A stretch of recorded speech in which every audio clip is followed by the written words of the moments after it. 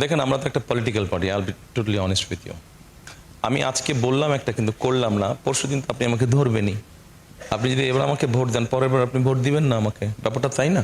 জি ভাই। তো আমার বেনিফিটটা কি? আপনাকে আমি আমি ব্যাপারটাকে দেখি এইভাবে, মানে একজন মানুষ হিসেবে আমি ব্যাপারটাকে দেখি এইভাবে। আপনাকে আমি যেই কমিটমেন্টগুলো করলাম, আমি মনে করি যে আপনি যদি দেখেন যে হ্যাঁ তারেক রহমান এবং তার সরকার কাজগুলো করার চেষ্টা করছে, হয়তো 100% সাকসেসফুল হচ্ছে না, চেষ্টা করছে, তখন কিন্তু আপনি আমার পাশে থাকবেন। At least I have tried. আর আমি যদি না করি সেটাও আপনি বুঝতে পারবেন। তো না করলে তো আপনার সাপোর্টটা আমার থেকে চলে যাবে। একটা পলিটিক্যাল পার্টি হিসেবে কেন আমি আপনার সাপোর্টটা হারাতে চাইবো? মানে এটা লজিক মেক করে না তো। আমি চেষ্টা করব, পারবো কি পারবো না সেটা হচ্ছে পরের ব্যাপার, কিন্তু আমি যে কমিটমেন্টটা দিয়েছি সেটা চেষ্টা করব। তো চেষ্টা না করলে আপনার সাপোর্টটা থাকছে না, তো আমার লাভটা কি তাতে? বোঝাতে পেরেছি আমি? সিম্পল ব্যাপার, তো আমার লাভটা কি তাতে?